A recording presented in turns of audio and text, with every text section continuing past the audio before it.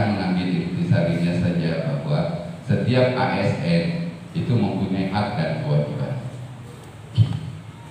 Tetapi terlebih dari itu, sebelumnya saya ingin mengingatkan kepada kita semua, seluruh ASN yang ada di Kementerian Agama, untuk dipenuhi haknya, maka setiap ASN harus melengkapi datanya melalui si ASN atau melalui SIMPEK-nya masing-masing. Karena kenapa? Sebentar kita lagi akan persiapan belanja pegawai untuk tahun 2026. Seluruh pegawai akan digaji berdasarkan data yang ada di SIMPEK. Jadi mohon perhatian kepada Bapak Ibu, ini jangan disepelekan, karena jangan sampai kemudian di 2026 Januari itu akan mendapat gaji lebih kurang. Kalau lebih banyak tidak apa-apa, tapi kalau lebih kurang yang diterima dari sekarang itu lebih fatal. Karena ke depan gaji yang akan diterima di tahun 2026 berdasarkan data yang sudah diupdate di tahun 2005 ini. Sehingga tahun ini saya sekitar dengan Biro Kepegawaian, Biro SDM dan Biro Keuangan dan Perencanaan Kementerian Agama Republik Indonesia akan melakukan verifikasi data dan validasi data terkait dengan data ASN kita. Nah, mohon maaf, kalau umpamanya ada di antara Bapak Ibu yang selama ini status perkawinannya di SIMPEK-nya yang belum berubah, tolong dirubah.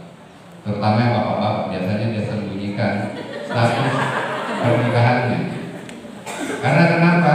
Supaya pada saat ketemu dengan yang lain kelihatan bahwa status saya masih belajar. Padahal itu adalah salah satu kekurangan di kita. Karena kenapa?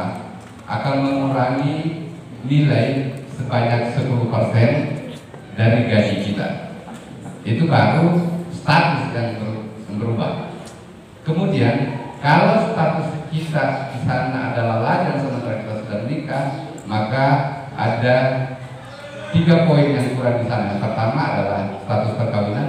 Kemudian yang kedua, kita tidak akan pernah mendapatkan tunjangan suami atau tunjangan istri. Nah, bagi yang sudah menikah dan punya istri atau punya suami, kalau ini tidak dilengkapi, maka tidak akan pernah mendapatkan tunjangan anak. Tunjangan anaknya berapa? Sebanyak 2 orang yang berumur 17 tahun atau sampai 12 tahun selama dia masih kuliah. Nah, kalau ini diperhatikan, karena ini ke depan akan kita betul-betul saring dengan itu. Jadi kalau umpamanya Bapak Ibu ada di antara kita selama ini golongannya cuma 3D, padahal dia sudah 4A sebetulnya. Pada saat 2026 nanti, kalau di SIMPEK-nya golongan 3D, maka yang akan dibayarkan adalah gaji 3D.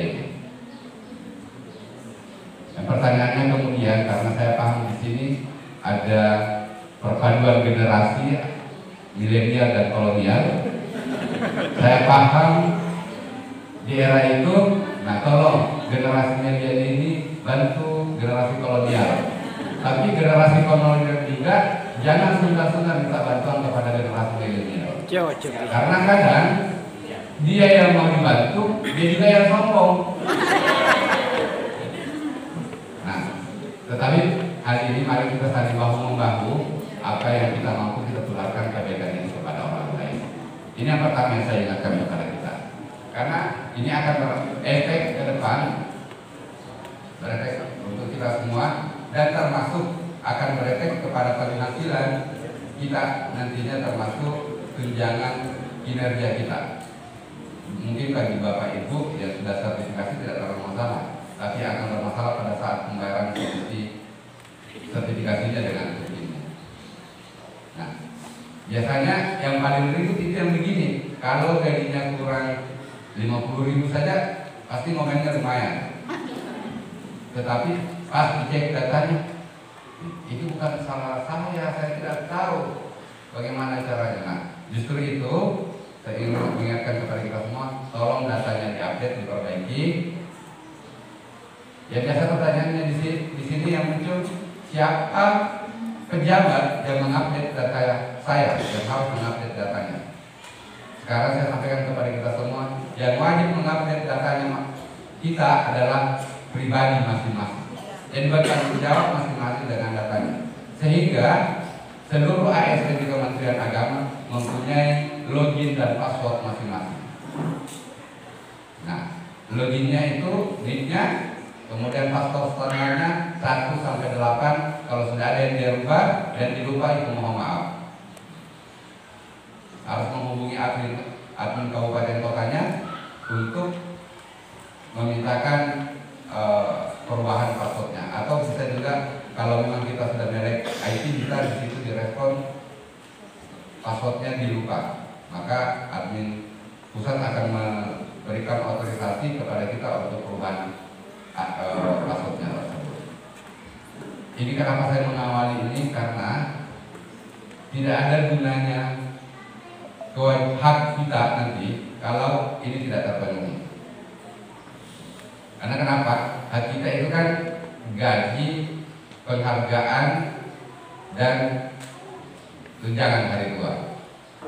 Tetapi kalau ini yang dibicara, biasanya kita semangat nih. Tetapi pada saat kita berbicara kewajiban, mulai turun. Nah, sekarang saya ingin kepada kita semua, kita harus seimbangkan antara hak dan kewajiban. Kita boleh menuntut hak kita, tetapi kewajiban kita juga jangan dilupa. Karena biasanya pada saat yang berkenaan dengan diri kita, apa yang menjadi milik kita menurut kita, itu yang kita kejar. Tapi yang menjadi kewajiban kita kadang kita lupa dan abaikan. Nah, negara sudah hadir dengan kita semua bahwa setiap ASN di Kementerian Agama harus mendapatkan gaji yang layak yang sudah ditentukan dalam regulasi. Kemudian setiap ASN harus mendapatkan tunjangan kinerja. Nah, biasanya yang guru-guru yang sertifikasi, iya enak yang lain dapat tukin, sementara saya tidak. Ya, sertifikasi itu adalah manifestasi dari pemberian